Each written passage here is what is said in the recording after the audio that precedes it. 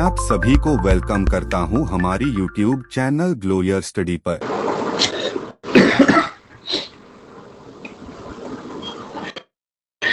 Good सभी कैसे हैं आप सभी लोग? Good evening everyone, good evening.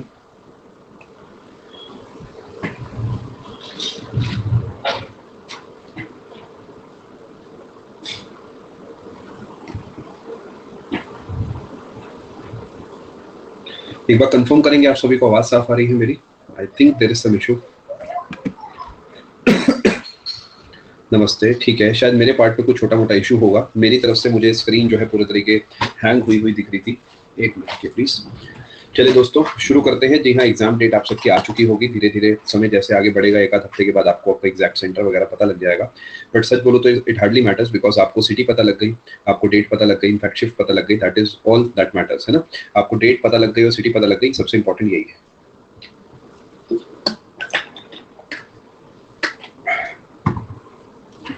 चलो जी शुरू करते हैं कहानी। और बहुत बहुत शुक्रिया सपना आपका। हेल्थ मेरी ठीक है, गला थोड़ा सा खराब है, मेडिसिन मैं ले रहा हूँ, होपफुली जल्दी ही ठीक हो जाऊंगा, बट इट्स ओके। देखिए आज ये आखिरी क्लास है आपकी बायोलॉजी की, एंड इसके अंदर मैं आपको दो टॉपिक्स पढ़ाने वाला हूँ। पहला वो टॉपिक है जो कि आपको पता है, डिसीजेस। दूसरा टॉपिक एक अलग से है, वो मैं आपको करीब आधे घंटे के बाद बताऊंगा दूसरा क्या टॉपिक है, ठीक है। ये दो टॉपिक्स हम पढ़ेंगे और उसके बाद एक कोर्स पैक हो जाएगा। मैं अभी ही चलिए आपको बता देता हूँ, वो है एसेक्सुअल रिप्रोडक्शन। ये टॉपिक पिछले किसी भी कोर्स में मैंने पढ़ाया नहीं है, बट पिछले 1-2 साल में यहाँ से 2-3 सवाल बन गए। सवाल इजी बनते हैं, बट मैं सोच रहा हूँ थोड़ा सा ये भी कवर करा देता हूँ, है ना। वो प्लांट्स वाला बडिंग क्या होता है, फ्रेगमेंटेशन क्या होता है, वो वाली चीजें हम बेसिक्स को कवर करेंगे। इसके अलावा प्लांट से रुपये जो भी सवाल बनता है वो ऑलरेडी बन जाता होगा, बट इससे एसोसिएटेड जो डेटा है मैं आपको पढ़ा दूंगा, ठीक है। शुरू करते हैं कहानी। एक इंपॉर्टेंट बात, कहानी को शुरू करने से पहले मैं आपको बता देता हूँ, इस समय आपके डाउट्स जो है ना बहुत ज्यादा बढ़ जाएंगे तैयारी को लेकर, या कोई अजीबोगरीब आप टेस्ट दे रहे हो, या यूट्यूब पे कुछ देख रहे हो वहां से जुड़े हुए सवालों को लेकर। थोड़ा सा दिमाग को शांत रखिए। इस पॉइंट पे दिमाग को शांत रखने का खेल है। नए सवालों की कोई लिमिट नहीं है, कोई भी कैसी भी लिमिट नहीं है। इतने क्वेश्चन बन सकते हैं जिसका कोई हिसाब नहीं। सारे क्वेश्चन पूरी दुनिया में किसी से सॉल्व नहीं हो सकते। तो आपको जितना टाइम मिला है आपके पेपर से और आज के बीच में, और जितना आपका वो सिलेबस है जो ऑलरेडी आप इतने महीनों से कर रहे हो, क्या आपको नहीं लगता आपको इस पे फोकस करना चाहिए? वो जो मोटी मोटे नोट्स की कॉपीज बनाई है, मैथ्स, इंग्लिश, रीजनिंग, जीके की, क्यों बनाई है? इसी दिन के लिए तो बनाई है। अगर आज आप उसे नहीं पढ़ के जाओगे, I am not saying GK ही पढ़ो, ऐसा बिल्कुल नहीं है। मेरे को क्या मिलेगा उससे? आपको बस मैं ये कहना चाह रहा हूँ कि आपने जो आज से 4 महीने पहले कोई बढ़िया सी ट्रिक अपनी कॉपी में नोट करी थी ट्रिपलेट को पहचानने की, या फिर आपने कुछ फॉर्मूलाज नोट करे थे अलजेब्रा के, अगर आप उसे नहीं पढ़ के जाओगे ना तो कोई फायदा नहीं होगा उस क्लास को लगाने का। तो जो भी जैसा भी है, जैसे कैलेंडर वाली बात है, आपने पहले मेहनत करी होगी, आप क्या करोगे, ये आपकी सबसे बड़ी गलती हो गई। नई चीजों को ढूंढने के चक्कर में कैलेंडर को रिवाइज ही करना भूल जाओगे। पेपर में सवाल मिल जाएगा, हो गया, आधा नंबर कट गया, 2 नंबर फ्री के गए। तो सबसे इंपॉर्टेंट है रिवाइज करना।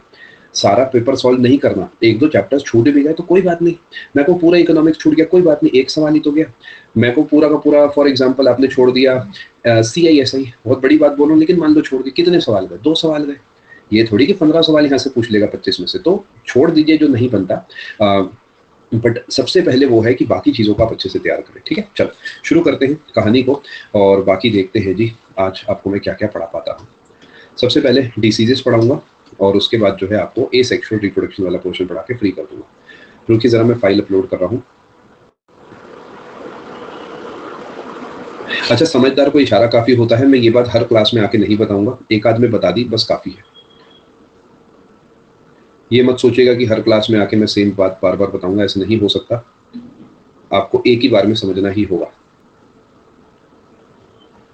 ये फाइल दोस्तों पुरानी है क्योंकि ये फाइल कंप्लीट है, इसमें सब डेटा है। तो अगर आपके पास ये फाइल ऑलरेडी है तो आपको ये फाइल डाउनलोड करने की नीड बिल्कुल भी नहीं है, ठीक है। आप इसी से काम चला लीजिएगा, ठीक है।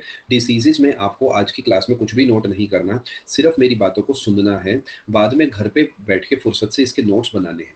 ऐसा मैं इसलिए कह रहा हूँ जिससे कि आप घर पे लिखोगे ना तो आपको याद हो जाएगा। मैं चाहता तो ये फाइल आपके लिए अपलोड ना करके सब डेटा हाथ से लिख देता, लेकिन मैं चाहता हूँ कि आप 2 विजन इसे दो, क्योंकि डेटा थोड़ा भारी रहता है। एक बार क्लास में सीख लो, समझ लो, सुन लो, घर पे कल सुबह खुद को वादा करो कोई सा भी टाइम पकड़ के जब आप इस फाइल से अपने नोट्स बनाओगे, ठीक है। मैं पूरा मार्क करा दूंगा आपको, क्या कैसे नोट ने मार्क करी थी बायोलॉजिकल नेम्स में, ठीक उसी तरीके में यहाँ पर भी मार्क करूंगा। आपस में बातें बस मत करिएगा, उससे आपका फोकस लूज होगा। शुरू करते हैं दोस्तों कहानी। नहीं, टेस्ट नहीं था, वो टेस्ट का मैंने आपको ब्लफ दिया था जिससे कि आप एटलीस्ट पढ़ के आ जाए। तो मेरा मकसद सिर्फ आपको पढ़वाना था, टेस्ट लेना था ही नहीं। तब भी नहीं, जब मैं बोल रहा था तब मैं झूठ बोल रहा था, मैं ऐसा ही हूँ। आपके लिए किसी भी हद तक जा सकता हूँ जिसमें झूठ भी थोड़ा मोड़ा हो सकता है। पढ़ लिए, अच्छी बात है, पर्पस सॉल्व हो गया। चलो शुरू करते हैं कहानी। देखिए, ये जो शब्द है डिसीज, इसमें आपको एक चीज दिख रही होगी बीच में लिखा हुआ ईज। ईज का मतलब होता है इजी, यानी आराम से, जिंदगी बढ़िया चल रही है।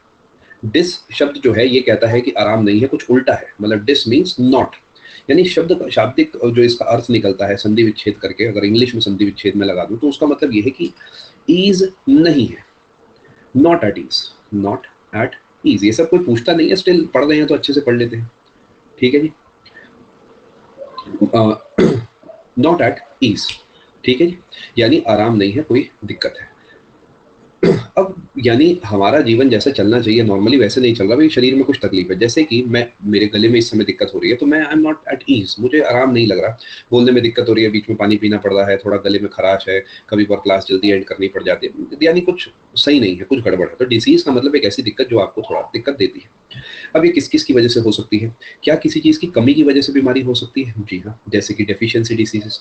पहले 5 मिनट समझाऊंगा, फिर डेटा पे चलूंगा। हमारी बॉडी में विटामिन ए कम हो गया, हमने हरी सब्जियां नहीं खाई, आंखें कमजोर हो गई।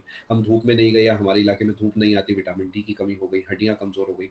हमने कैल्शियम नहीं खाया, उसकी हड्डियां कमजोर हो गई। हमने ये नहीं खाया, वो नहीं खाया, तो कोई ना कोई दिक्कत हो गई। ये है डेफिशिएंसी डिसीजेस, जो आपको यहाँ पर नहीं पढ़ाई जाएंगी क्योंकि ये ऑलरेडी न्यूट्रिशन वाले चैप्टर में करा दी गई है। दूसरा है कि हमारे प्यारे से शरीर में कोई पापी आता है और हमें नुकसान पहुंचाता है। ये पापी कौन हो सकता है? बैक्टीरिया हो सकता है, वायरस हो सकता है, प्रोटोजोआ वगैरह माइक्रो ऑर्गेनिजम्स हो सकते हैं। यानी ये जो डिसीजेस हैं ये वो होती है जो माइक्रोब्स की वजह से होती है। माइक्रोब का सिंपल भाषा में मतलब है माइक्रो ऑर्गेनिज्म। अभी माइक्रो ऑर्गेनिज्म का क्या मतलब है? ऑर्गेनिज्म एक जीव हो गया, जैसे आप और हम हैं। माइक्रो क्योंकि वो दिख ही नहीं रहे, इतने बारीक है कि नहीं दिख रहे। आप जहां पर बैठे हैं, जहां पर मैं बैठा हूँ, हमारे आसपास हजारों ये वायरस बैक्टीरिया घूम रहे हैं इस समय। इट इज वेरी नॉर्मल, कोई दिक्कत नहीं करते, हमारे फेस पे, हमारे हाथों पे, ये सब जगह है और जनरली चिल करते हैं अपनी लाइफ में, हमें ज़्यादा परेशान नहीं करते। इसका रीज़न ये भी है कि हमारे पूरे शरीर पे एक्सेप्ट अ फ्यू प्लेसेस एक कवरिंग चढ़ी हुई है। ये स्किन की कवरिंग है, हमारी आंखों पे वो नहीं है, माउथ पे नहीं है, नोज में नहीं है, ईयर का कुछ पोर्शन खुला है, बट अदरवाइज एक पूरी लेयर है, अंदर नहीं जा पाते, है ना। तो इस वजह से ये अपना बस रह लेते हैं, मर जाते हैं कुछ समय के बाद, वो बस, ठीक है। तो माइक्रो ऑर्गेनिज्म क्यों? क्योंकि हम इन्हें नेकेड आई से नहीं देख सकते। हम इन्हें ऐसे ही नहीं, जैसे हमारे आसपास मान लेते हैं लैपटॉप है, कैमरा है, माइक है, ऐसे हम इसे नहीं देख सकते। अब हमारा पेपर हमसे क्या पूछता है? वो कहेगा जी मुझे बता दो टाइफॉइड कैसी डिसीज है, या मलेरिया कैसी डिसीज है, ये रिकेट्स कैसी डिसीज है। इस तरीके के सवाल आपसे पूछता है। दूसरे तरीके के सवाल आते हैं कि बताओ विटामिन ए की कमी से क्या होता है, बताओ कौन सा वायरल डिसीज है, बताओ इनमें से कौन सा मच्छर के काटने की वजह से होता है। इस तरीके के सवाल पूछे जाते हैं। तो आपको जब पढ़ना है तो इस पॉइंट ऑफ व्यू को ध्यान में रखना है कि इस तरीके के सवाल आते हैं। एक चीज होती है, देखो हमारी बॉडी में आज वायरस गया, क्या जाते ही हमें परेशान करने लग जाएगा? नहीं, हो सकता है 2 दिन के बाद हमें दिखे, 2 दिन के बाद वो अपनी असलियत दिखाए और हमें बीमार करना स्टार्ट करे। ये जो समय होता है ना, जहां से वायरस जब अंदर जाता है और जब ये लक्षण यानी सिम्टम्स दिखाता है, इस पीरियड को बोलते हैं ना, सब कुछ फाइल में है, पहले बस सुन लीजिए। यानी पहले सिम्टम्स दिखने में और एक्चुअली वायरस जब बॉडी में गया था उसके बीच का गैप। टेक्निकली क्या है, कम होना अच्छी बात है या ज्यादा होना अच्छी बात है? बुरा तो सब कुछ है, बट स्टिल वर्स क्या है? कम नहीं, ज्यादा होना।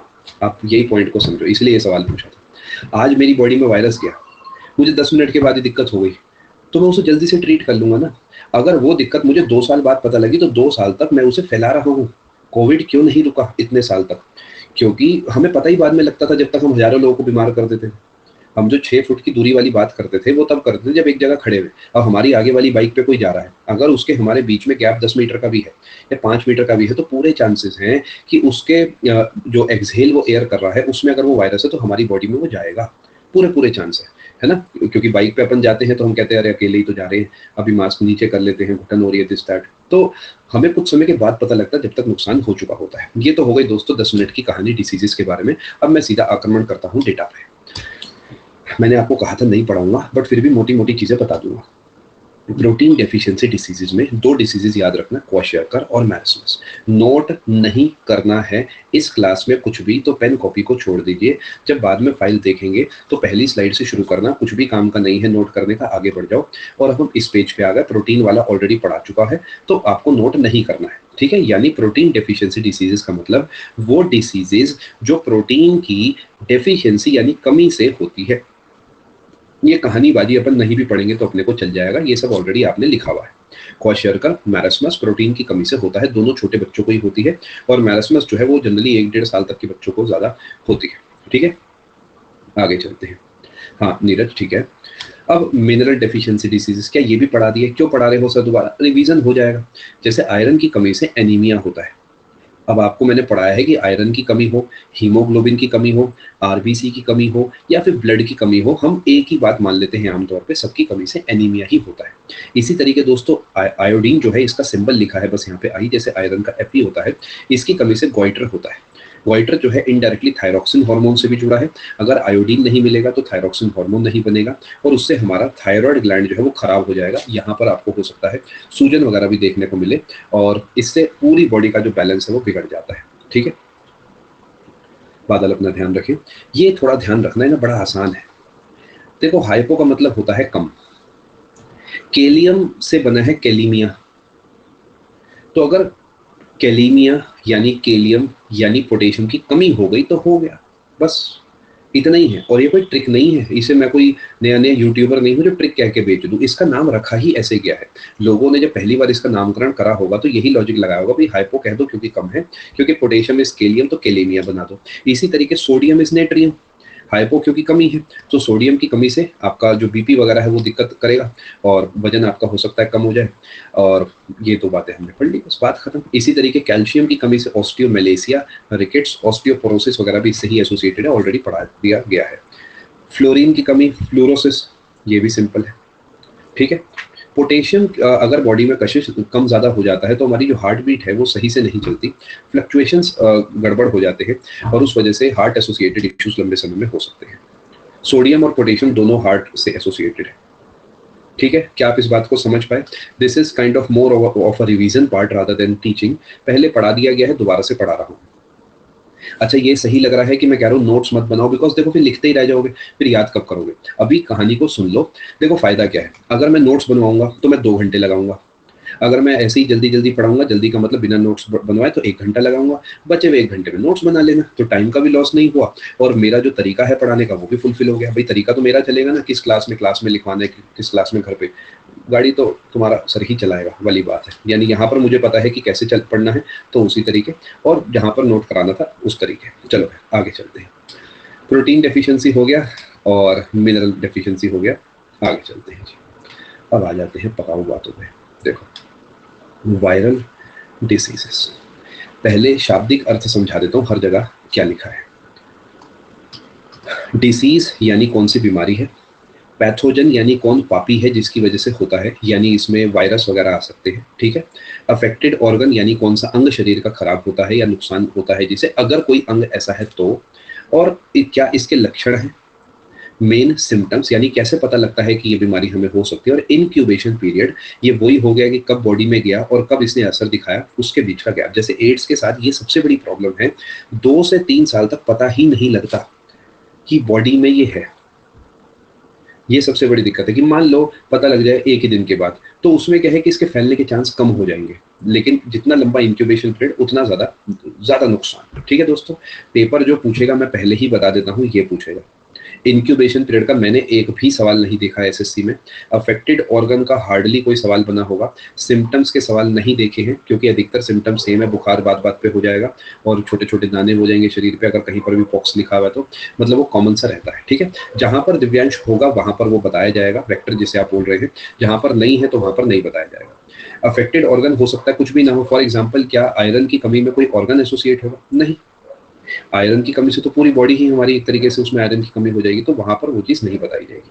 दोस्तों याद रखिएगा, एड्स जो है ये होता है एचआईवी की वजह से। कई जगह आपको फैंसी नाम भी दिखेंगे, बट मैं आपको साथ में वो नाम भी हाथ से लिखता चलूंगा जो एसएससी आपसे जिक्र में पूछ सकता है। ये सब मैं गोले गोले हटा देता हूँ। देखिए एड्स जो है इसकी फुल फॉर्म है एक्वायर्ड इम्यून या इम्यूनो जो दिख जाए डेफिशिएंसी सिंड्रोम। यमराज जी हाँ बिल्कुल आप सही कह रहे हैं, और ये होता है एचआईवी की वजह से। वैसे यहाँ इम्यून होना चाहिए, ह्यूमन इम्यूनो वायरस। मैं थोड़ा समझा भी देता हूँ जहाँ जहाँ पे नीड है। देखिए, एक वायरस है HIV नाम का, वो हमारी बॉडी के अंदर अगर चला गया ना, तो ये डायरेक्टली कोई नुकसान नहीं पहुंचाता, बट ये एक पता दिक्कत कर देता है, ह्यूमंस की इम्यूनिटी को खत्म कर देता है, एक्चुअली खत्म।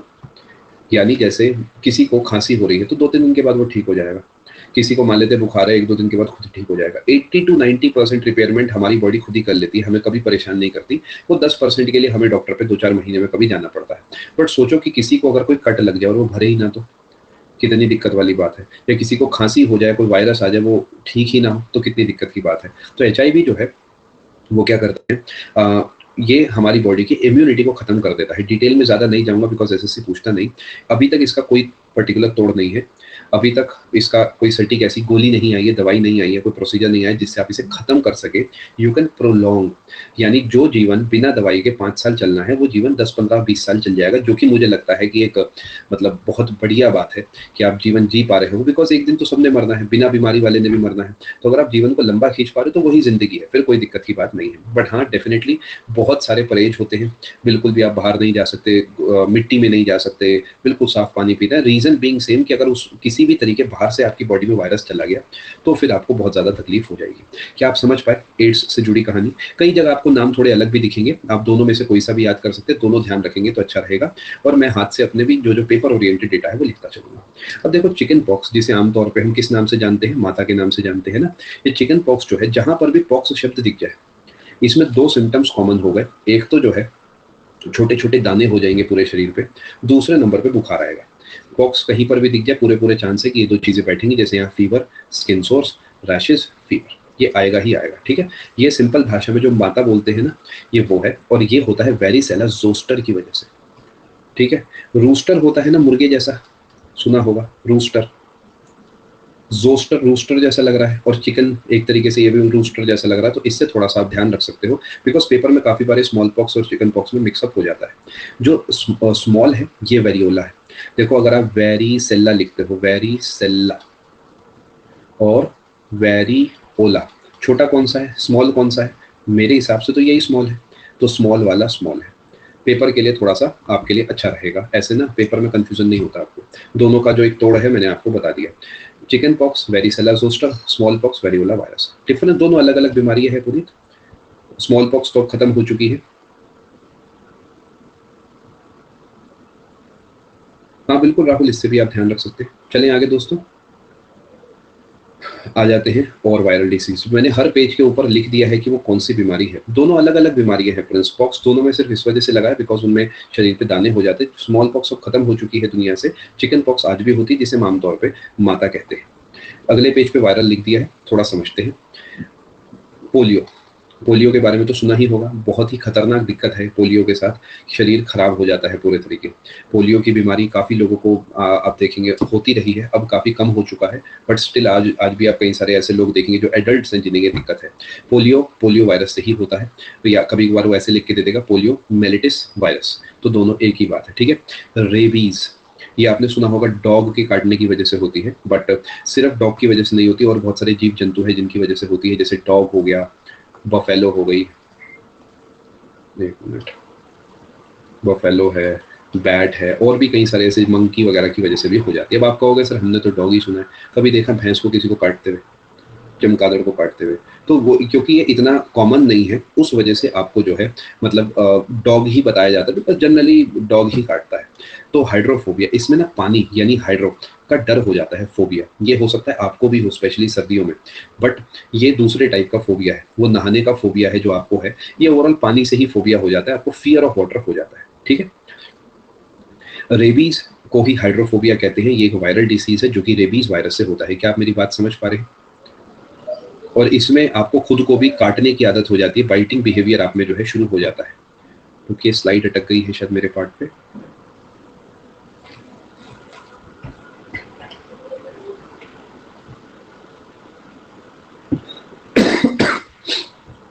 ठीक है, मेरे पार्ट पे थोड़ा सा इशू होगा, इसका मतलब बीच में अगर स्लाइड अटके तो थोड़ा पेशेंस दिखाइएगा। चलो, क्या आपको सारी बातें समझ आ रही है? डराओ नहीं, अरे डर गए तुम? बताओ क्या बात कर रहे हो। और बचपन में तुम खेलते थे जंगल में जाएगा, शेर पकड़ के लाएगा, और तुम कह देते अरे हाँ जाएंगे, शेर पकड़ के लाएंगे। नहीं सुना ये सब तो कोई बात नहीं भैया, हमारे ज़माने में तो चला करता था, पता नहीं आपके ज़माने में चलता था नहीं चलता था। खैर आ जाइए इधर। क्या आपको दोनों बातें समझ आई? पोलियो, रेबीज तैयार हो गया, ट्रैकोमा, क्लैमी डाया ट्रैकोमैटिस। क्या ट्रैकोमैटिस डायरेक्टली ही हो गया? तो क्या ध्यान रहेगा आपको? ये कोई ट्रिक नहीं है। क्लैमिडिया ध्यान रखना है, क्लैमिडिया ट्रैकोमैटिस।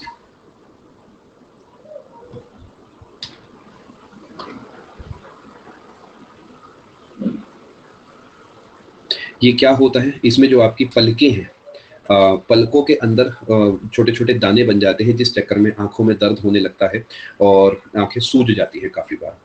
ट्रैकोमा याद है ना? ट्रैकोमा सुना होगा, कभी डॉक्टर के पास गए होगे तो वहां आपने कोई पोस्टर टाइप ऐसा कुछ लगा हुआ देखा होगा। इन शॉर्ट ये आई एसोसिएटेड डिसीज है। आई डिसीज लिख देता हूँ यहाँ पर।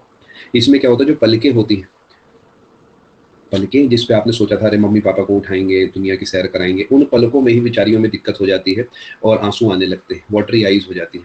ग्रैन्यूल्स ऑन, ग्रैन्यूल मतलब छोटे छोटे दाने हो जाते हैं, दाने on inner surface of eyelids, watery eyes हो जाती हैं। और ये तो समझ ही गए इनसे क्या क्या इफेक्ट होगा, कंजक्टिवा, कॉर्निया और आईलिड्स यानी आंख का ऊपर वाला पोर्शन। क्या आपको पूरे पेज पे जो लिखा है सब समझ आ गया? फियर ऑफ वाटर हो जाता है रेबीज में, बाइटिंग बिहेवियर, आप काटने लगते हैं। और इसमें लिम्ब पैरालिसिस यानी जो हाथ पैर हैं वो खराब हो जाते हैं, जनरली पैरों में दिक्कत आती है ये वाली।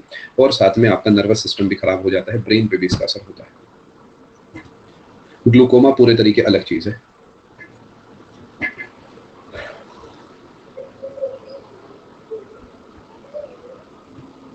इनक्यूबेशन से एसोसिएटेड क्या जानना चाहते हैं शुभराज आप? इनक्यूबेशन का मतलब वही है कि अगर मेरे शरीर में ये क्लैमिडिया ट्रैकोमैटिस नाम की चीज चली गई तो मुझे 1 हफ्ते से 2 हफ्ते के बाद पता लगेगा कि ये मसला हो गया है। ठीक है, डेज है ना, 1 हफ्ते से 2 हफ्ते के आसपास उस चीज के शरीर में जाने और सिम्टम्स दिखने के बीच का गैप। चलो आगे चलते हैं, वायरल डिसीजेस की गिनती आगे बढ़ाते हैं। हेपेटाइटिस, हेपेटिक या हिपैटिक जो शब्द है ये लीवर से जुड़ा है, यानी जहां पर हिपैट करके कुछ भी दिख गया वहां पे लीवर वाला आंसर होना ऑलमोस्ट तय है। जैसे कि लैक्ट वर्ड दिखते ही आप टिक कर सकते हैं मिल्क वाले आंसर पे, ऐसी हिपैटिक या ऐसा कुछ भी दिखे तो लीवर वाला ही आंसर होगा, लीवर को ही नुकसान पहुंचाता है। सिंपल भाषा में इसे हम जॉन्डिस कहते हैं। जॉन्डिस को हिंदी में क्या कहते हैं दोस्तों? सिंपल भाषा में बोले तो पीलिया। क्या पीलिया? देखो जी मेरे सामने तो पिया नहीं तो मुझे नहीं पता, जाकर पूछ लेना, ठीक है। जॉन्डिस यानी हिपेटाइटिस या और पीलिया सब एक ही बात है, ठीक है। इसमें क्या होता है, ये भी एक वायरस की वजह से होता है, जो वायरस हमारे लीवर पे जाके इम्पैक्ट करता है। एक और चीज होती है इन्फ्लुएंजा, जिसे हम आमतौर पे फ्लू बोलते हैं। सुना है ना, फ्लू बहुत चल रहा है। आप लोग ना बह रहे हैं, कहीं और जा रहे हैं, मुझे अपने तरीके पढ़ाने दीजिए, पहले ये डेटा पढ़ लीजिए, उसके बाद डॉक्टरी पूरी कर लेना। मैं मना नहीं कर रहा, सैटरडे संडे को आप डॉक्टर बनना चाहें बन जाइए, डॉक्टर तो नहीं बन पाएंगे इस उम्र में, डॉक्टर बन सकते हैं। अभी के लिए पढ़ लीजिए, पहले ये पेपर क्लियर कर लीजिए, उसके बाद डॉक्टर साहब बनना हो तो आराम से बन जाना। इन्फ्लुएंजा जिसे आमतौर पे फ्लू बोलते हैं, ये भी वायरस की वजह से होता है। इनके वायरस कोई पूछता है कि ऑर्थो वायरस है या मिक्सो वायरस है, ये सब नहीं पूछा जाता। जनरली आपसे ये पूछा जाता है कि इन्फ्लुएंजा इज अ कैसी डिसीज, ठीक है। मीजल्स, आज से कुछ साल पहले बच्चों को, जितने भी स्कूली बच्चे हैं सबको मीजल्स वगैरह की वैक्सीन स्कूल में दी गई थी। और वो इसी वजह से, क्योंकि मुझे ऐसा लगता है बहुत अच्छा इनिशिएटिव था वो सरकार का कि भाई एक तरीके से पूरी जनरेशन जो है इस चीज़ को लेके सेफ हो जाए, ठीक है। ये रुबेला वायरस की वजह से होती है, तो मीजल्स और रुबेला एक ही बात मान सकते हैं आप सिंपल भाषा में, ठीक है। यहाँ पर ये भी लिखा है कि इन्फ्लुएंजा यानी फ्लू है तो आपका जो सांस लेने वाली पूरी नली है या पूरा वो इलाका है वो नुकसान, उससे नुकसान होगा। और बाकी तो फीवर, फीवर तो देखो बात बात पे हो जाता है, कुछ भी हो जाए फीवर हो जाता है, because fever itself is not a disease. Fever ये कहता है, हिंट देता है कि समथिंग इज नॉट राइट। अगर आपको बुखार है तो वो बस ये मैसेज है कि something is not right in the body, ठीक है। मसल पेन वगैरह, मसल भी बिना बात ही पेन वाइन करती रहती हैं आजकल, तो मोबाइल पे गेम खेलेंगे तो ऐसे ही होगा, खैर कोई बात नहीं। मीजल्स को ही रुबेला भी आप कहते हैं, रुबेला वायरस की वजह से होता है। ऐसी एक चीज होती है मम्प्स। मम्प्स का ही दूसरा नाम है इन्फेक्शियस पैरोटाइटिस। पैरोटाइटिस कहीं तो देखा है, कहीं तो हमने पढ़ा है, याद करो, कहीं सैलिवरी ग्लैंड्स में हमने कुछ तो पढ़ा है ऐसा। पैरोटिड याद करो, मैं हिंट देने की कोशिश कर रहा हूँ आपको, तो वो आपके लिए पेपर में काम कर जाएगा। सैलिवरी ग्लैंड्स से ये एसोसिएटेड है, इसमें आ जाती है सूजन। उसकी वजह से मुंह नहीं खुलता, difficulty opening mouth, painful enlargement of parotid glands, यानी मुंह में सूजन आ जाती है और उसकी वजह से मुंह नहीं खुलता। क्या बात को समझ पा रहे? मैं दोस्तों फिर बताना चाहूंगा, focus should be on this. हर एक जगह फोकस इस पे होना चाहिए। एसएससी यही पूछता है कि पोलियो कैसी दिक्कत है, एड्स कैसी दिक्कत है, ये ट्रैकोमा कैसी दिक्कत है, रेबीज कैसी दिक्कत है, पेपर आपसे ये पूछता है। पैथोजन से सवाल आते हैं रुपेश, और मेनली पैथोजन से ही सवाल आते हैं। पैथोजन अलग है, वेक्टर अलग है, ये बात आप ध्यान रखिएगा। बाकी ऑब्वियसली बाकी चीजें भी कभी कभार पूछी जा सकती है, इसलिए पढ़ा रहा हूँ, कहने को यहाँ से भी सवाल आ सकता है, तभी फाइल में इंक्लूड करा है। बट पहले वो पढ़ें जिनके चांसेस मैक्सिमम है। आगे चलते हैं। स्वाइन फ्लू, बर्ड फ्लू, सुना होगा इनके बारे में। स्वाइन क्या होता है?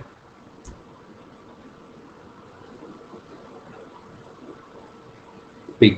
ये पिग में पहली बार आया था, जिस वजह से इसे स्वाइन फ्लू कहा गया। मतलब होता तो हम ही लोगों को है ये, और ये एक सीजनल फ्लू होता है, मतलब इसका सीजन आता है। तो स्वाइन के नीचे पिग लिख देता हूं मैं।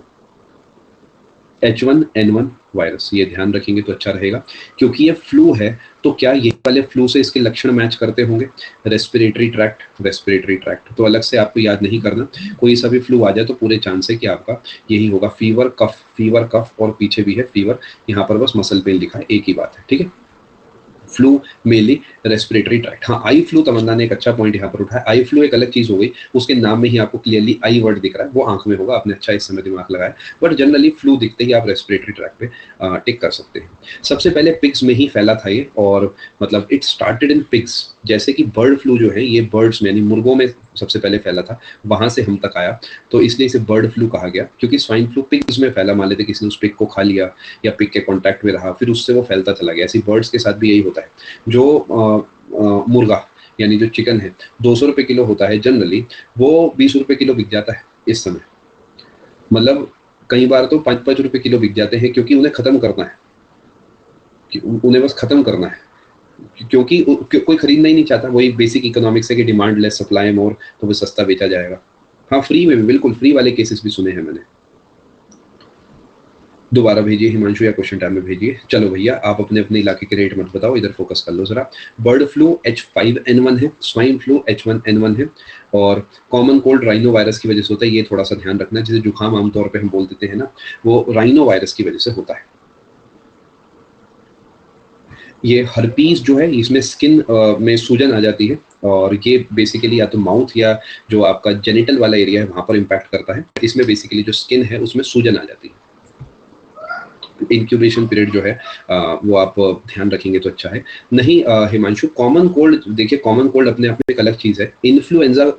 इन्फ्लुएंजा, फ्लू, कॉमन कोल्ड, आमतौर पे हम हर चीज को कोल्ड कह देते हैं, है ना। कोल्ड कहते हैं, अरे मुझे कोल्ड हो गया, क्योंकि सबके लक्षण एक जैसे हैं और सबकी फैमिली ऑफ वायरस एक जैसी है। यहाँ पर राइनो वायरस भी आप जो देख रहे हैं, this is not a single virus but a virus family. तो इसमें बहुत सारे वायरस आते हैं जो कॉमन कोल्ड करते हैं, बट पेपर ये पूछता है तो मैंने ये वाला आपको लिख के दे दिया है, ठीक है जी। आगे चलते हैं। Go corona, go SARS, severe acute respiratory syndrome. मतलब क्या था वो? गो कोरोना गो, वो कहेगा ओके, सीरियसली ओके, गो करना था। SARS, severe acute respiratory syndrome, corona virus की वजह से होता है। एक ऐसे ही इबोला वायरस, तो इबोला वायरस ये आपने सुना होगा, आज से करीब 10-15 साल पहले, 10 साल पहले मान सकते हैं, अफ्रीका में बहुत फैला था। कोविड जितना नहीं फैला था, बट ये बहुत सीवियर था। जैसे ये सार्स लिखा हुआ है ना, ऐसी एक और चीज है जिसे आप बोलते हैं मर्स। ये भी सार्स से ही जुड़ा है, मर्स है, मिडल ईस्ट रेस्पिरेटरी सिंड्रोम। इसके भी हालात वही हैं कि इसमें भी कफ हेडेक हो जाएगा, लेकिन इसमें मरने के चांसेस काफी ज्यादा है मर्स में। जैसे कोविड जो है उसमें मरने के चांसेस काफी कम है, बट बिकॉज वो करोड़ों लोगों को हुआ तो गिनती बढ़ गई, बट परसेंटेज ऑफ डेथ काफी ज्यादा कम है, because it was not that severe. दिक्कत ये थी कि काफी लोगों को एक साथ हो गया, साथ में उतना ज्यादा बड़ा मेडिकल अपना अपरेटस नहीं था, जिस चक्कर में लोगों की मृत्यु ज्यादा हुई। But otherwise for a common man Covid कोई बहुत बड़ी बात नहीं थी, बट क्योंकि काफी लोगों को हुआ तो उस वजह से दिक्कत ज्यादा आ गई थी। आगे चलते हैं जी। ऐसा बिल्कुल भी नहीं है नीरज। देखिए अफ्रीका में बीमारियां इस वजह से भी ज्यादा है क्योंकि एक तो इक्वेटर पे है अफ्रीका। इक्वेटर वाले बेल्ट में, जिसे ट्रॉपिकल बेल्ट आप कहते हैं, वहाँ पे फ्लोरा फोना सबसे ज्यादा है। दूसरे नंबर पे वहाँ पे न्यूट्रिशन कम है, जैसा राधना ने लिखा। गरीबी बहुत ज्यादा है, it is resource rich but less developed. Resource बहुत ज़्यादा है अफ्रीका में, बट डेवलपमेंट उतना ही कम है, करप्शन ज़्यादा होने की वजह से उस चक्कर में इलाज नहीं हो पाते लोगों के। और यस प्रिंस, जैसे अपडेट होते हैं ना मोबाइल में, एंड्रॉइड अपडेट्स आते हैं, ऐसे इसमें भी अपडेट्स होते रहते हैं। चलिए दोस्तों, ये मैंने आपको वायरल डिसीजेस पढ़ा दी। अब मान लेते हैं आपको कोई और फैंसी वायरस पढ़ना है, पढ़ लो, कोई नहीं रोक रहा। मैं आपको वो पढ़ा रहा हूँ जो मुझे लगता है सबसे ज़्यादा इंपॉर्टेंट है।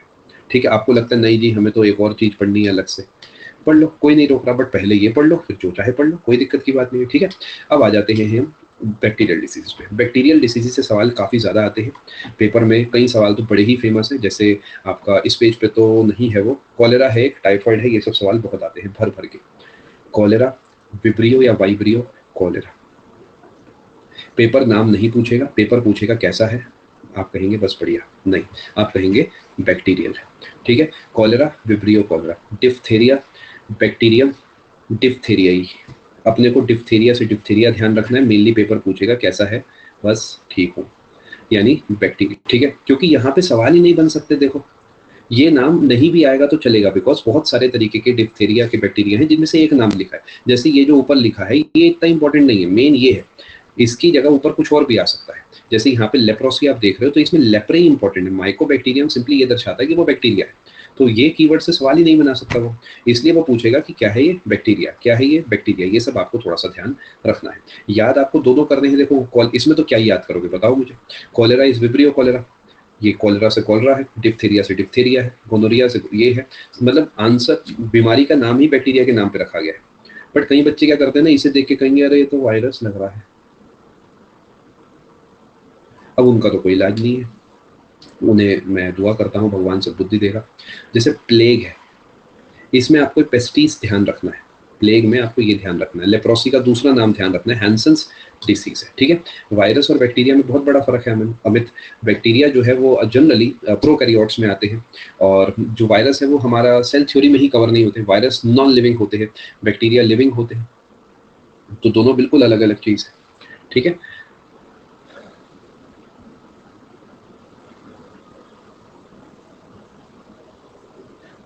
लेप्रोसी का टाइम नहीं है, जी हाँ बिल्कुल आपने सही कहा। हैंसन क्यों बोलते हैं, देखिए ये जिसने खोजा है उसके नाम पे रखा गया है, मैं लिख देता हूँ। जेरार्ड करके एक पर्सनालिटी थी, यही लिख देते हैं, बाय, यानी जिसने इस पे काम किया था,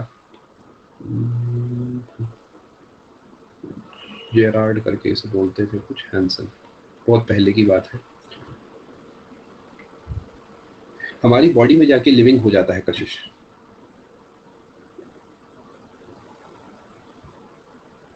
ठीक है, ये लेप्रोसी आपने आमतौर पे कुष्ठ रोग सुना होगा, ये वही है।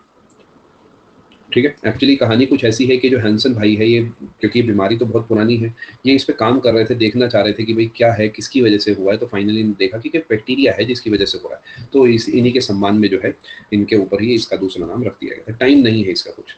देखो बेटा, ये जो है ना, ये नहीं है कितने समय में ठीक होगा, ये है कि कितने समय में बैक्टीरिया असर दिखा देगा। अगर फिक्स नहीं है तो यहाँ पर कुछ नहीं आ सकता, फिक्स नहीं है कब जाके जो है अपनी असलियत दिखाएगा, और यही प्रॉब्लम है। इसलिए जब आपने क्लास की शुरुआत में मुझे कहा कि नहीं सर कम होना अच्छा है, कम होना वर्स है, तो मैंने कहा नहीं, ज़्यादा होना वर्स है, बिकॉज पता ही नहीं कब असर दिखाएगा। खैर आगे चलते हैं। टाइफॉइड बहुत बहुत बहुत बहुत बहुत ज़्यादा इंपॉर्टेंट। सैल्मोनेला टाइफी, ये एक बैक्टीरियल दिक्कत है, और ये इंटेस्टाइन से एसोसिएटेड दिक्कत है। सिंपल बात करूँ, गंदा पानी पीने से होता है, ये भी और ये भी। गंदा पानी पी लो या फिर गंदा खाना खा लो, ये जो टाइफॉइड है ये बहुत ज़्यादा दिक्कत वाली सिचुएशन क्रिएट करता है। मुझे भी हुआ है एक बार जीवन में, और ये भी कई बार तो 7 दिन का टाइफॉइड होता है, कई बार 21 दिन का टाइफॉइड होता है, तो ये वो 7 दिन से 21 दिन वाला पीरियड ही दिखाया गया है। और बचपन में हुआ था मुझे, मैं 7th-8th के आसपास हुआ कभी, तो मुझे 21 दिन वाला हुआ था। उस बहाने पेपर के टाइम पर हुआ था, थोड़ा ठीक, मतलब वैसे तो ना हो किसी को हो, तो स्कूल में पेपर के टाइम हो कम से कम एक बला तो टलती है नहीं, लेकिन उससे पढ़ाई वढ़ाई में मैं अच्छा था, तो मुझे उस समय तो दुख हुआ था। आज मैं सोचता हूँ कि चलो कोई नहीं। टाइफाइड, सैल्मोनेला टाइफी, इंटेस्टाइन यानी आंतों में इसमें सूजन आ जाती है। वूपिंग कफ, बहुत ज़्यादा खांसी होती है। सीवियर कफिंग और सांस लेने में दिक्कत होती है। कई लोग जनरली जब खांसते हैं तो उन्हें सांस एसोसिएटेड, कभी सांस नहीं चढ़ती, खांसा वो अपना बात करने लग गए, भले ही ज़्यादा बार खांसेंगे बट सांस लेने में दिक्कत नहीं होती। इसमें क्या है कि इतना ज़्यादा खांसते हैं कि फेफड़े खाली हो जाते हैं, यानी काफ़ी काफ़ी कम हवा जो है हो जाती है। उस वजह से आप लंबी सांस अंदर लेते हैं, फिर से आप खांसते हैं, यही प्रोसेस चलता रहता है। ठीक है जी, चलें आगे।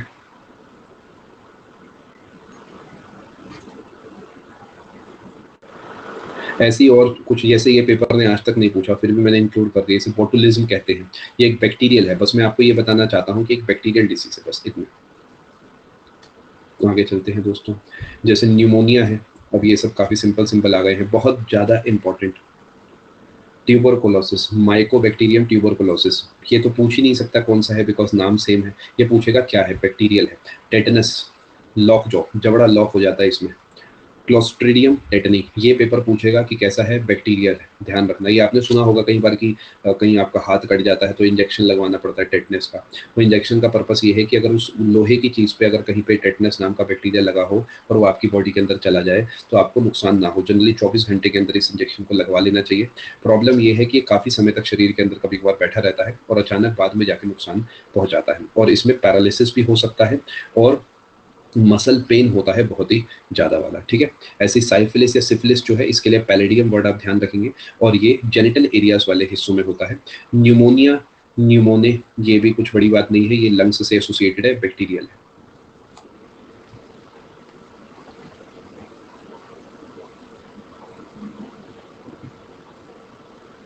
ठीक है जी, क्या डाउट आ रहा है? अच्छा, लीजियंस या दाने हो जाते हैं, सिंपल भाषा में दाने। ठीक है, चलिए आगे। अस्थमा, रुपेश, वो ना जनरली किसी एक पर्टिकुलर कैटेगरी में नहीं आएगा, उसके वेरियस ट्रिगरिंग फैक्टर्स होते हैं। कई लोगों को धूल मिट्टी से एलर्जी से होता है अस्थमा, कई लोग स्ट्रेस लेते हैं तो उन्हें दिक्कत होती है, इसलिए वो मेनली इन कैटेगरीज में नहीं आता। अस्थमा के साथ क्या, कई लोगों को स्ट्रेस की वजह से सांस लेने में दिक्कत होती है, इस तरीके के मसले होते हैं। खैर आगे चलते हैं। मलेरिया, यहाँ पर अगर आपने ध्यान दिया हो तो एक नई चीज़ आ गई है, पैरासाइट वाली। हाँ प्रिया, बिल्कुल ऐसा कर सकते हैं। पैरासाइट यानी जहाँ पर इंपॉर्टेंट है वहाँ आपको पता लग जाएगा, और कैरियर भी आ गया है। ये पैरासाइट तो वही है जो हम पैथोजन पैथोजन इतनी देर से कर रहे थे, और ये प्रोटोजोअल है, प्रोटोजोआ।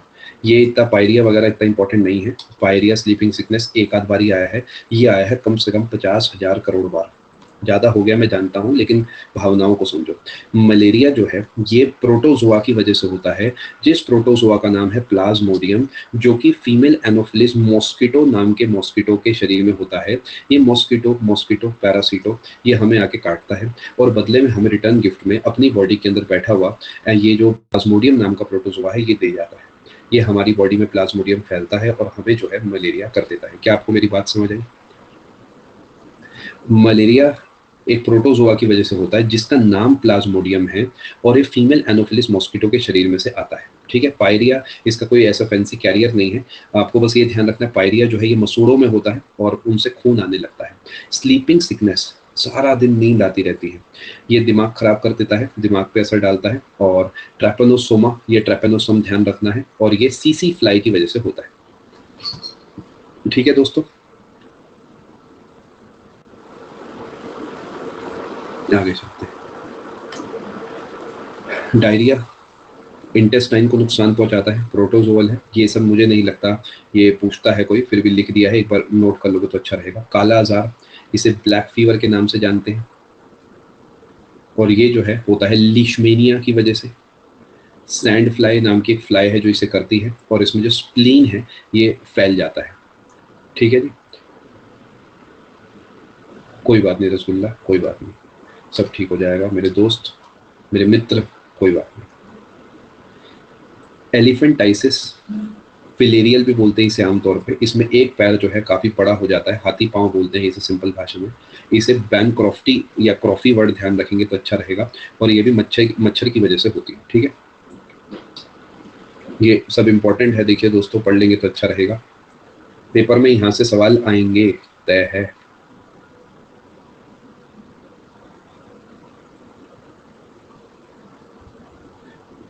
फ्रेंच, इस सवाल के आंसर से आपकी तैयारी पे क्या इम्पैक्ट पड़ेगा? हाँ मैं सही कर देता हूँ, आराधना ब्लैक फीवर है। मैं कुछ भी नंबर बोलूंगा उससे आपकी तैयारी पे क्या इम्पैक्ट पड़ेगा मैं जानना चाहता हूँ, फिर मैं आपको इसका आंसर दूंगा। मेनली आंतों को करता है प्रिंस। किडनी को वैसे देखो क्या होता है ना, डायरिया भी गंदा पानी पीने से ही होता है, और हो सकता है उस वजह से आपने कहीं किडनी भी पड़ा। ठीक है, चलें आगे।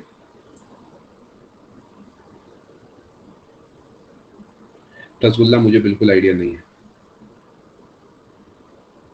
आप तैयारी करिए प्रियंश जी, नंबर्स के बेसिस पे ऐसे कॉन्फिडेंस मत तलाशिए, आप बस पढ़ाई कीजिए। ठीक है जी, आगे चलते हैं।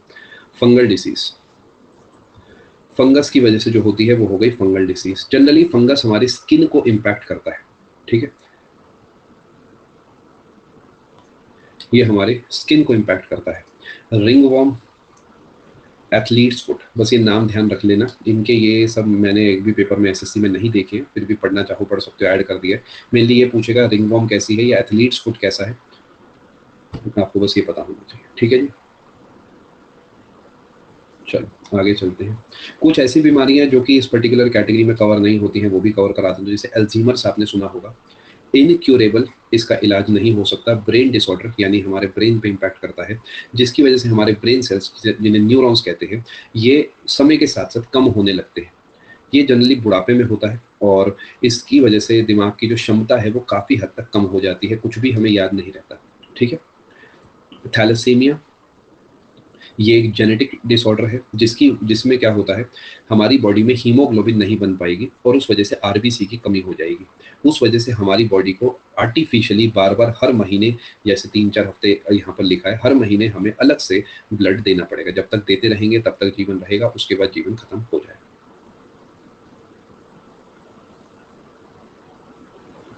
देखिए रोने की ये सही जगह नहीं है।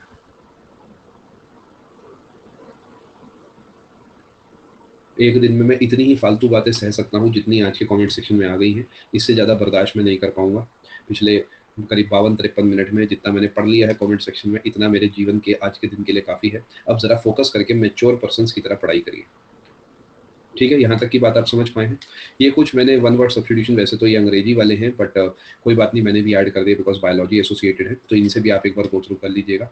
ठीक है, ये फाइल में मैंने ऐड करके इसी में छोड़े, जैसे इंसोम्निया, नींद ना आना, एनेस्थीसिया में क्या होता है, आप टच महसूस नहीं कर सकते, है ना। एनाल्जेसिक्स क्या करते हैं, दर्द निवारक होती हैं।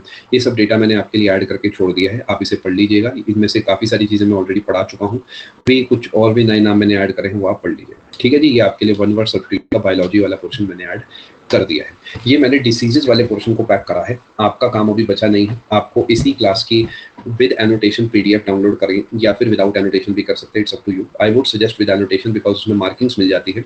जैसे आपको जो नोट करना है वो नोट करिए, बट यहाँ से अगर सवाल बनेगा तो आपसे वो सॉल्व होना ही चाहिए। ठीक है, नहीं प्लांट डिसीजेज मैं कवर नहीं करा रहा हूँ बिकॉज वहाँ से मैंने हाल फिलहाल में कोई ऐसे सवाल नहीं देखे, यहीं से मेनली सवाल आते हैं, तो यही आपको पढ़ाए जा रहे हैं। ठीक है, चलो नोट्स कैसे बनाएंगे प्रीति, मैं आपको बता देता हूँ। नोट्स कैसे बनाने हैं आप सुन लीजिए। आपको अपनी कॉपी में हेडिंग डालनी है डिसीजेस, उसके बाद आपने हेडिंग डालनी है प्रोटीन डेफिशिएंसी डिसीजेस, उसके नीचे पहले ये नाम लिखना है। यहाँ पर कुछ काम का दिखे तो नोट कर लेना, मैं इसे यहाँ से ये कांटे वाली चीज़ को हटा देता हूँ, तो उसमें मैं समझा रहा था। जैसे कि आपने देखा इसमें चिल्ड्रन है, ठीक है, ये इन्फेंट है, बस इतना सा नोट करा। अगले उसके बाद अगली हेडिंग डाली मिनरल डेफिशिएंसी डिसीजेस, पहले नंबर पे लिखा आयरन, आगे लिखा anaemia, iodine goitre, potassium hypokalemia, sodium, इस तरीके लिखते चले गए। अगले अगले नंबर पे हेडिंग डाली वायरल, वायरल में क्या नोट करना है, डिसीज, पहले लिख देना एड्स, उसके नीचे जो जो आपको एड्स एसोसिएटेड एक दो लाइनें काम की लगे वो इस तरीके नोट करिएगा। बहुत शॉर्ट में टेबल बना के पढ़ने की जरूरत नहीं है, उससे याद नहीं होगा। अगर आप सोचे मैं एक सिंगल टेबल बना के लूसेंट प्रिंट कर दूं अपने नोट्स में, उससे कुछ भी याद नहीं रहेगा। तो जैसे बेसिक तरीके लिखते आए हो पूरे कॉपी में, उसी तरीके लिखना, थोड़ा पेज लगाना है ना, 2-4 पेज एक्स्ट्रा लगा देना, कोई फर्क नहीं पड़ेगा। साफ सुथरे बढ़िया से नोट्स बनाना। ये सब डेटा मैंने कवर करा दिया है। अब मैं चलता हूँ आखिरी पोर्शन ऑफ दिस कोर्स में, और कोई बात नहीं, आप सुबह लिख लेना, ये सब डेटा आप सुबह लिख लेना, रात को कोई ऐसी टेंशन की बात नहीं है। सुबह आप आराम से क्लास की पीडीएफ डाउनलोड करके देख सकते हैं। अब दोस्तों मैं अगली चीज आपको पढ़ा रहा हूँ, छोटा सा टॉपिक है एसेक्सुअल रिप्रोडक्शन। अच्छा, कोई बताना चाहेगा कि why do some organisms reproduce asexually while some others reproduce sexually, यानी ह्यूमंस जो है वो सेक्सुअली रिप्रोड्यूस करते हैं। यहाँ से आप नई हेडिंग डालेंगे और यहाँ से आपको नोट करना है ठीक है जी, ये एक नया टॉपिक है, इसे आप अपने नोट्स में लिखेंगे as a fresh topic, 15-20 minute आधे घंटे का टॉपिक है, उसके बाद मैं आपको फ्री कर दूंगा। इसी बात पे मैं डाउट सेक्शन को भी बंद कर देता हूँ। Why do some organisms reproduce sexually while others reproduce asexually? Any guess? Any idea?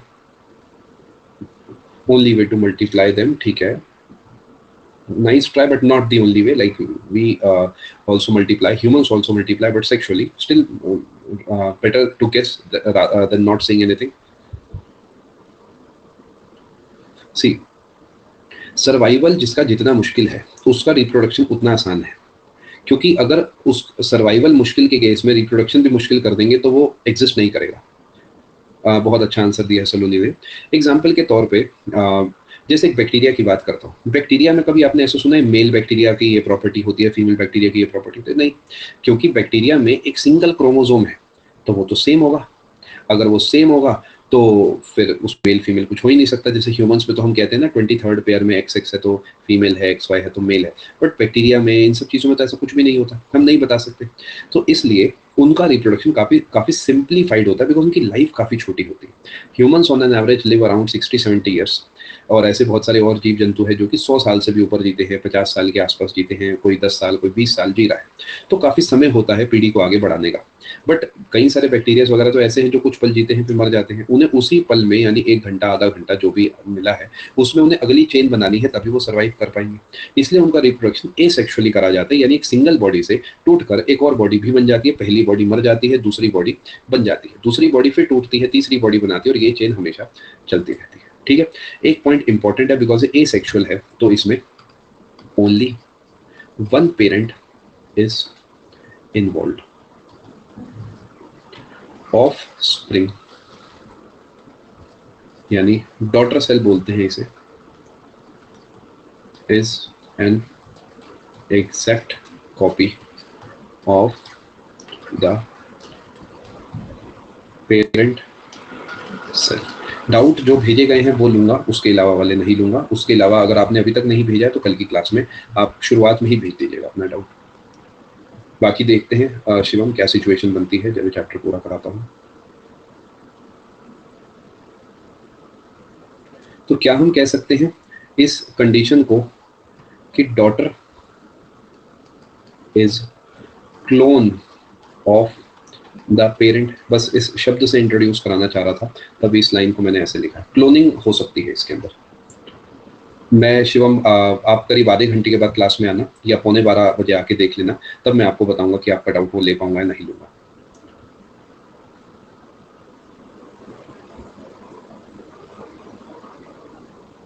Clone का मतलब कॉपी पेस्ट, ठीक है, नोट करिए।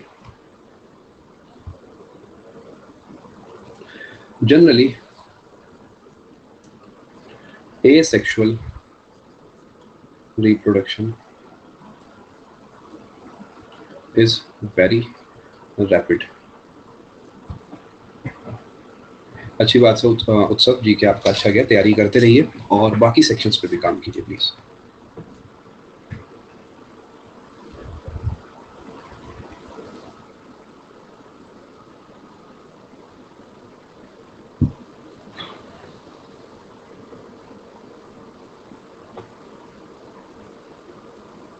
रुपेश, एग्जैक्ट कॉपी का मतलब ये है कि जैसा पेरेंट सेल था एग्जैक्ट कॉपी उसका जो बच्चा सेल बनेगा। अभी कुछ फोटोज दिखाऊंगा रुपेश, उससे आप अच्छे से समझ पाएंगे।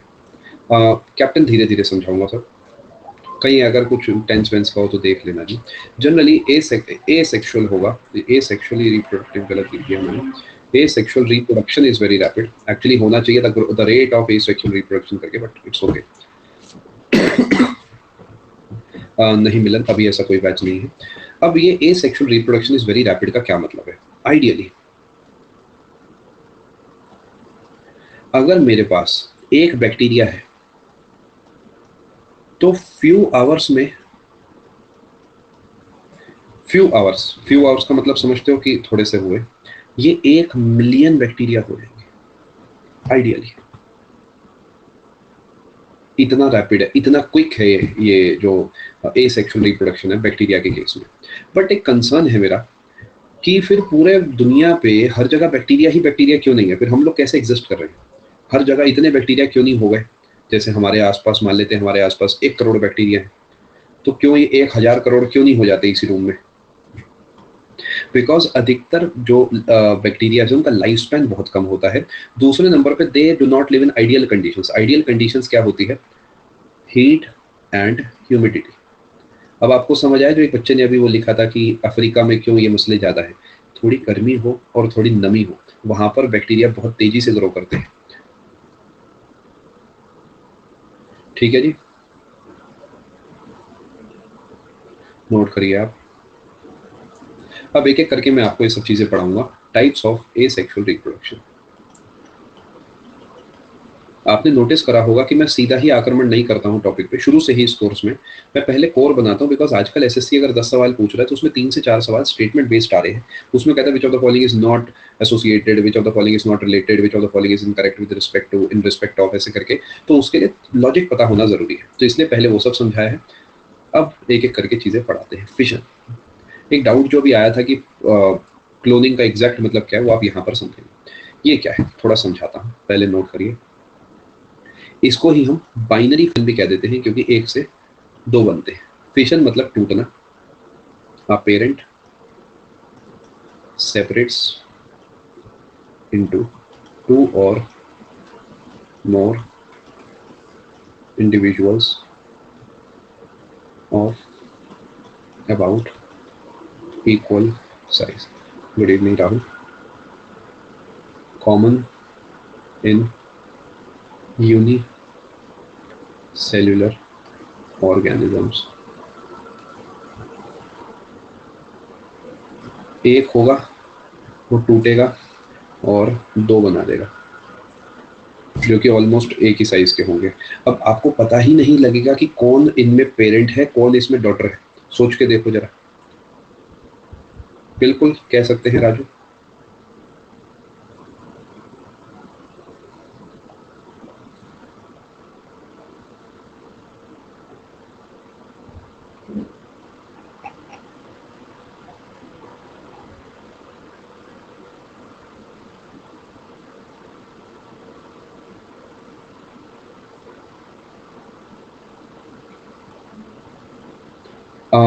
श्रेया, टॉपिक जब पूरा होगा तब फ्री करा जाएगा, करीब 20 मिनट मान के चलिए आप। चले जी आगे। दूसरे नंबर पे है दोस्तों बडिंग। बडिंग समझ लें, बड क्या होता है? एक कोई चीज है, उस पर छोटा सा कुछ आ गया, वो बड है। फोटो दिखाऊंगा अभी, पहले लिख देता हूं। ऑर्गेनिजम्स, फोटो दिखाऊंगा, चिंता मत करो। Reproduce by having new individual split off from existing ones। इसमें एग्जाम्पल है, एग्जाम्पल लिख लेना यहाँ पे। बैक्टीरिया, बैक्टीरिया करता है ये जो है मेनली बडिंग, ये जो फिशन है। और यहाँ पर इसका क्लासिक एग्जाम्पल रहता है ईस्ट हाइड्रा। ये मल्टी सेलुलर है, ये यूनिसेलुलर है।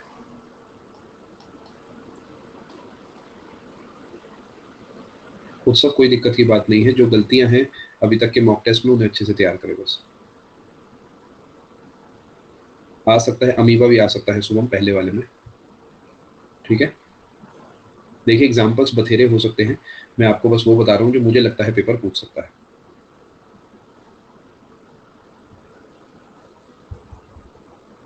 आपको फिशन, अच्छा जो हिमांशु ने लिखा है, मैं वही सवाल एक्चुअली पूछने वाला। दोनों में आपको फर्क समझ आया? देखो फिशन क्या है ना, कि मेरे पास एक केक था, मैंने उसे बीच में से काट दिया, तो जैसे ही वो कटा मुझे पता ही नहीं कि मेन केक कौन सा है। कैन आई आंसर कि मेन केक इनमें से लेफ्ट वाला है राइट वाला? आई कैन नॉट, बिकॉज वो एक चीज एक का डबल हो गया। बस एक था, टूट गया, 2 हिस्सों में हो गया। On the other hand budding में क्या है कि एक चीज मेन है और एक चीज ऐसी है जो उसका ही जूनियर वर्जन है। फॉर एग्जाम्पल इस फोटो में जो भी आपकी स्क्रीन पर आएगी, एनसीईआरटी की फोटो है। एक पेरेंट था, इसमें से छोटा सा ऐसे हिस्सा बनने लगा, जिसे हम कहते हैं बड डेवलप होने लग गई, डेवलपिंग बड। वो ऑलमोस्ट पूरे तरीके बन चुकी है और उसके बाद वो टूट के अलग हो गई है। कल को हो सकता है कि एक और ऐसे ही ये चेन बनती जाए। क्या आपको समझ में आया what is the difference between fission and budding? Budding में एक मेन है जिससे टूट के सारे बन रहे हैं और मल्टीपल हो सकते हैं। फिशन इज जनरली एक का डबल बस। तो जहां पर नीड है वो सब हथियार ऑलरेडी हैं आपके लिए। फोटोज वगैरह लेके आया हूं मैं। शेप रिड्यूस, साइज रिड्यूस होगा और का शेप सेम ही रहती है, साइज छोटा होता रहता है। श्रेया 10 मिनट के लिए आपको फोकस करना होगा, तब तक के लिए अच्छे से बस फोकस करें। यस प्रिया, सी देखिए इस डायग्राम में तो हम देख रहे हैं कि तीनों छोटे छोटे, बट क्या समय के साथ ये भी बढ़ते जाएंगे? एक समय आएगा टूट जाएंगे, हो सकता है ये भी टूट जाए, हो सकता है इस पे इधर की तरफ कुछ निकलने लगे। ये तो एक चेन बन गई, कोई लिमिट ही नहीं है इसकी, जहां पर इनका मन करेगा टूटते जाएंगे। ठीक है, मैंने आपको बडिंग भी बता दिया। अब हम चलते हैं दोस्तों आगे तीसरी बात पे।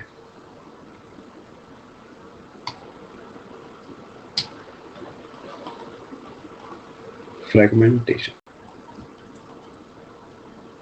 नाम से ही क्लियर है कि फ्रेगमेंट बनेंगे। फ्रेगमेंट का मतलब होता है छोटे छोटे हिस्से। A body breaks into small fragments या several fragments which later develop into organisms. Example starfish. Starfish आपको पता ही होगी, ऐसी दिखती है, एज द नेम सेज, एक स्टार की जैसी। अब इसका एक हाथ अलग हो गया मान लो,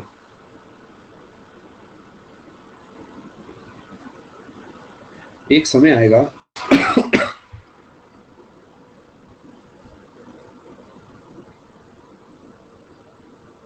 ये अलग बन जाएगी और ये अलग बन जाएगी। लिजर्ड का केस अलग है, लिजर्ड की पूंछ में से छिपकली नहीं निकलती, वो पूंछ बस डेड हो गई। लेकिन स्टारफिश के केस में छोटे एक सिंगल हाथ से भी पूरी स्टारफिश बन सकती है। तो स्टारफिश पेपर के लिए क्लासिक इसका एग्जांपल है। लीवर में भी रीजेनरेशन होता है राजू। रीजेनरेशन और फ्रेगमेंटेशन में बेटा फर्क मैं आपको समझाता हूँ क्या है। जैसे छिपकली की पूंछ, वो रीजेनरेशन हो गया, रीजेनरेट, दोबारा बन गया। लेकिन अगर आप या लीवर में भी थोड़ा सा था, दोबारा बन गया। लेकिन क्या हम लीवर के राजू दो हिस्से करें तो दो लीवर बन सकते हैं? नहीं, है ना। वो अलग बात है कि लीवर किसने किसी को डोनेट करा, वो बहुत कॉम्प्लेक्स मेडिकल साइंस है। सिंपल भाषा में फ्रेगमेंटेशन का मतलब फ्रेगमेंट यानी हिस्से हो गए और उससे दो नई चीजें बन गई। प्रिया, आपको समझना होगा बडिंग में एक बड़ी चीज से एक दूसरी चीज बनी जो उसके साथ चिपकी है, फिर ये दोनों अलग अलग हो गए। फ्रेगमेंटेशन में एक चीज का अनडेवलप्ड हिस्सा टूटा और उससे एक डेवलप्ड ऑर्गेनिज्म अलग से बना।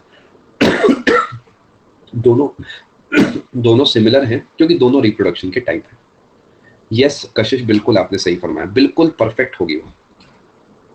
और क्या इसका एग्जाम्पल हो सकता है? एक तो यही हो गया, एक इसके अलावा हो सकता है कुछ तरीके के फंगस वगैरह, कुछ तरीके के प्लांट्स भी ऐसे होते हैं। और लाइकिन, याद है ना लाइकिन, वो हमने पढ़ा था। लाइकिन याद है आपको? Algae plus fungus. लाइकिन बड़े स्मार्ट होते हैं, मान लेते हैं ये लाइकिन है तो इसके अंदर ये एल्गी है, फंगस है, ऐसे टूटते हैं। नीचे वाले हिस्से में भी लाइकिन फंगस पूरा, ऊपर वाले हिस्से में भी लाइकिन फंगस पूरा। तो बस वही चेन जिंदगी भर चलती रहती है, चलती रहती है, चलती रहती है। अलग से कोई नए एल्गी को नए फंगस के साथ नहीं रहना पड़ता। मैंने शायद लाइकिन फंगस बोल दिया होगा, I repeat, algae fungus, algae fungus. और एल्गी को फंगस, कोई नया एल्गी को नया फंगस नहीं ढूंढना पड़ता, वो जोड़े के साथ ही रिप्रोड्यूस होता रहता है। ठीक है जी, नोट करिए।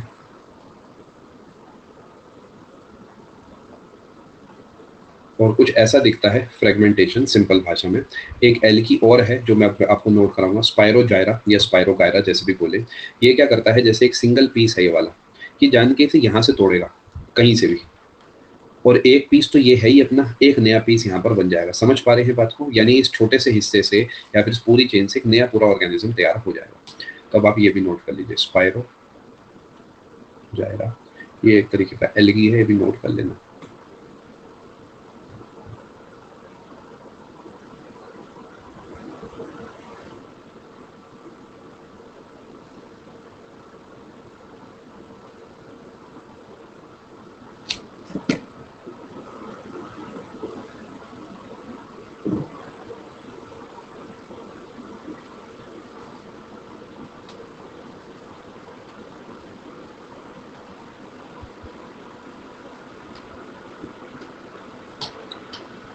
आखिरी एक स्लाइड और है बस, उसके बाद कोर्स पैक हो जाएगा।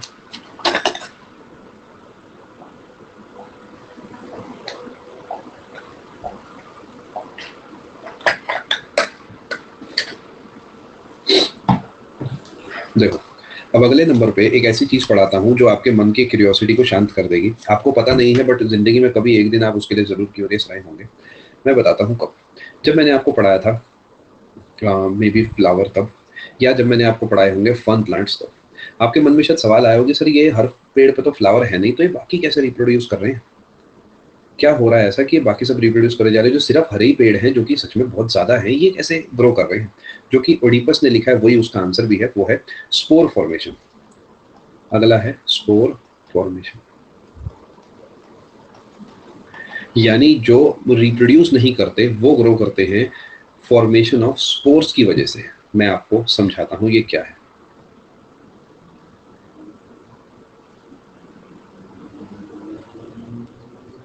आप लोग सेशन में बने रहिए, 1 मिनट मैं बीच में पॉज करूंगा। ये चौथी स्लाइड है, एक फोटो जो है मैं आपके लिए अपलोड कर रहा हूं, बस आप सेशन में प्लीज बने रहिए, 1 से 2 मिनट लग सकते हैं।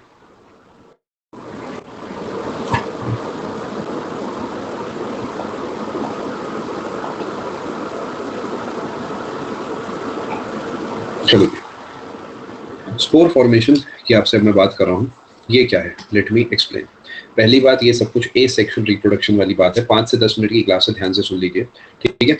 ये स्पोर्स छोटे छोटे दाने मान लीजिए जो कि फैलेंगे और जहां जहां पे गिरेंगे वहां पे नए पेड़ उगेंगे, और एक पैकेट में बंद होते हैं जिसे हम स्पोरेंजिया कहते हैं। Many spores are packed in bags या सैक्स कह सकते हैं आप, SACS, नोन एज स्पोरेंजिया। नहीं, सी ही आता है, के नहीं आता रुपेश। और these spores are dispersed into air and get attached to soil and grow when in favorable condition। Budding में और फ्रैगमेंटेशन में क्या फर्क है अभी आपको बताते हैं, पहले आप इसे नोट कर लीजिए। एग्जाम्पल, राइजोपस, वो पोर होता है प्रद्युमन, POR, ये स्पोर है, छोटे छोटे दाने। राइजोपस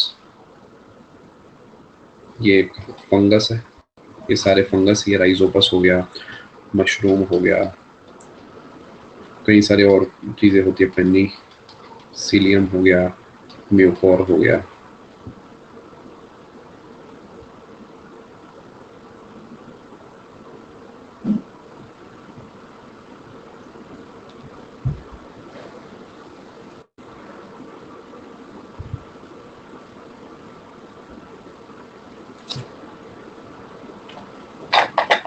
MUCOR,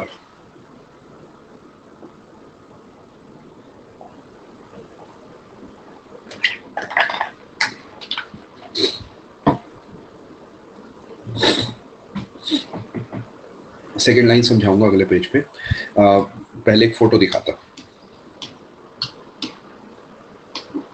PENI, पेनिसिलियम, अरे वही एंटीबायोटिक वाला फंगस ही तो था वो, याद करो, 1928 1945 Nobel prize medicine physiology, Alexander Fleming.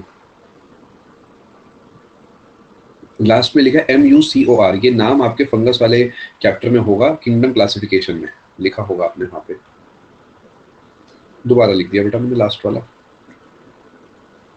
अब एक फोटो आपको दिखाता हूं मैं, रिप्रोडक्शन थ्रू स्पोर फॉर्मेशन इन फर्न प्लांट्स। फर्न तो समझ गए ना क्या है, अब मैं बार बार नहीं बताऊंगा फर्न क्या है, याद होगा किंगडम में हमने एक चीज पढ़ी थी, फर्न प्लांट्स का सिंपल नाम क्या था, कुछ नाम था उसका, मेरी मदद करो। एंजियोस्पर्म वगैरह नहीं था, कुछ और नाम था वो, एंजियोस्पर्म जिम्नोस्पर्म से पहले टेरिडोफाइट्स, वो हमने सबसे पहले लिखा है pteridophytes. Pteridophytes are known as fern plants. नहीं, ब्रायोफाइट नहीं था, ब्रायोफाइट तो आपका एम्फीबियंस था। खैर कोई बात नहीं, आपने ट्राई कर, अच्छी बात है। आप देख रहे हो इनके पत्तों के नीचे छोटे छोटे दाने, यही दाने आगे जाके नए पेड़ बनाएंगे, यहाँ से उड़ जाएंगे हवा के साथ और कहीं जाके चिपक जाएंगे जमीन पे। और सेकंड पॉइंट पे ये लिखा है they are dispersed into air, हवा में फैल गए, और कहीं जहां इन्हें लगेगा नमी वाली मिट्टी है उस पे जाके चिपक जाएंगे और एक नया पौधा उग जाएगा। ठीक है जी, कुदरत काफी कॉम्प्लेक्स है।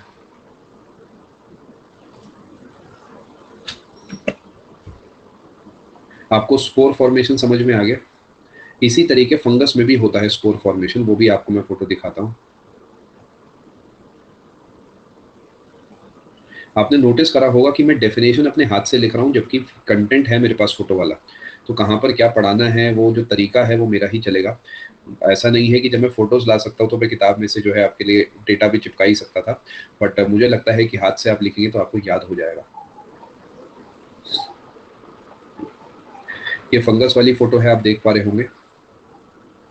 जो फंगस का पैर होते हैं, जो जड़ें जैसी, उन्हें हाइफा बोलते हैं। ये वो स्पोरेंजियम है जो जब फटेगा तो उसमें से स्पोर्स निकलेंगे और ये हवा में फैल जाएंगे। आपने कई बार नोटिस करा होगा कि कई बार आप जैसे जंगल वंगल में जाते हैं तो आपको छींकें आना शुरू हो जाती है। ये स्पोर्स कई बार तो इतने बारीक होते हैं कि आपको दिखते भी नहीं है। या घर में आप जैसे कभी आपका इलाका ऐसा है जहाँ बारिश वारिश ज़्यादा होती है, मान लेते हैं, या ऐसा मान लो आप कोई पीजी वगैरह में रहते हो, बारिशों में घर चले गए, हफ्ते बाद आए, तो पूरे घर में क्या होता है कि थोड़ा थोड़ा कहीं ये फंगस टाइप कुछ ऐसा कुछ हो गया, तो आप घर में घुसोगे तो हो सकता है आपको कोल्ड हो जाए या फिर छींकें आने लगे। वो इसी वजह से क्योंकि हवा में भी ये स्पोर्स हो चुके हैं और ये आपकी बॉडी के अंदर जा रहे हैं। ठीक है, चलो आगे चलते हैं। यहाँ तक की अगर आप बात समझ चुके हैं तो बहुत अच्छी बात है। आखिरी चीज़ अब मैं आपको यहाँ और बता रहा हूँ, वो है वो थोड़ी अलग चीज़ है शुभराज, बाकी उससे भी नया प्लांट उग सकता है। अब एक सवाल जो मेरे पास आया था, बडिंग में इन सब में क्या फ़र्क है? देखिए सबके सब एक ही चीज़ें हैं, बस बडिंग इसमें ये फ़र्क है, बडिंग में एक पेरेंट से एक छोटी चीज़ बनती है जो कि पूरे तरीके डेवलप्ड होती है।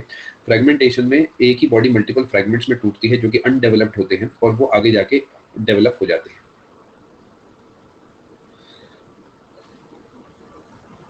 Vegetative reproduction,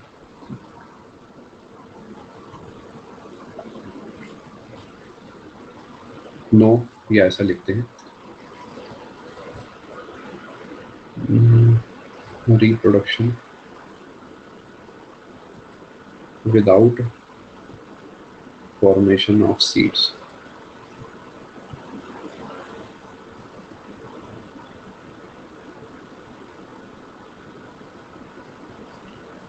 common in rhizomes, हाँ 5वां नंबर इसे कह सकते हैं।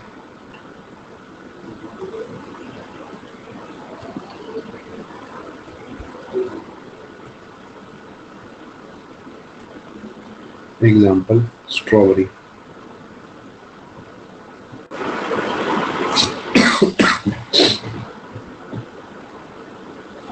ये थोड़ा सा ध्यान रखेंगे।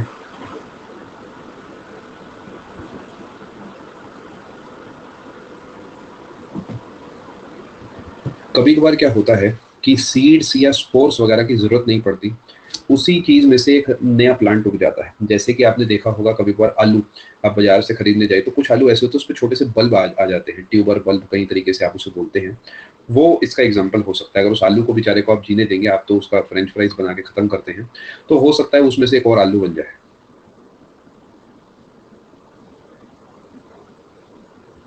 अब वैसे तो किताबों में यही दिखते हैं, लेकिन मैं एक आपको एडिशनल आखिरी चीज पढ़ाना चाहूंगा इन्हीं से जुड़ी। ठीक है, हाँ अनियन में भी हो सकता है, कई चीजों में हो सकता है, वैसे मेनली आलू वाला एग्जाम्पल ज्यादा फिट होता है इसमें। हमने जो है यहाँ पे 3-4 पढ़ लिए हैं। ये 2 नंबर है, ये 3 नंबर है, ये 4 नंबर है और ये 5 नंबर है।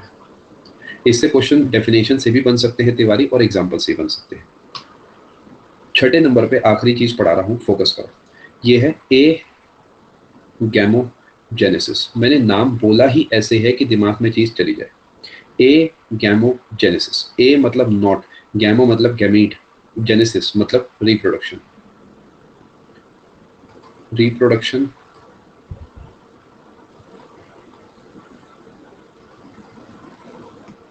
विदाउट गैमीट्स, या फिर रिप्रोडक्शन, ये आपको किताबों में जनरली नहीं मिलता है, बट एसएससी भी आजकल किताबों के बाहर के ही सवाल बना रहा है, तो अपनी तरफ से सोचा कवर करा देता हूँ। utilization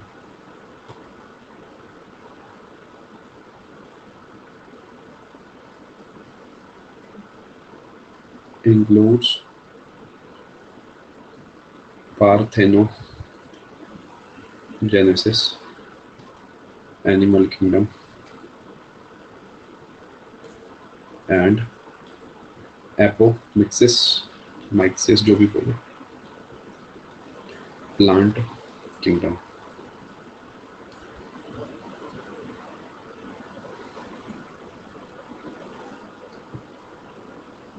बस इसके बारे में इतना ही ध्यान रखना है आपको।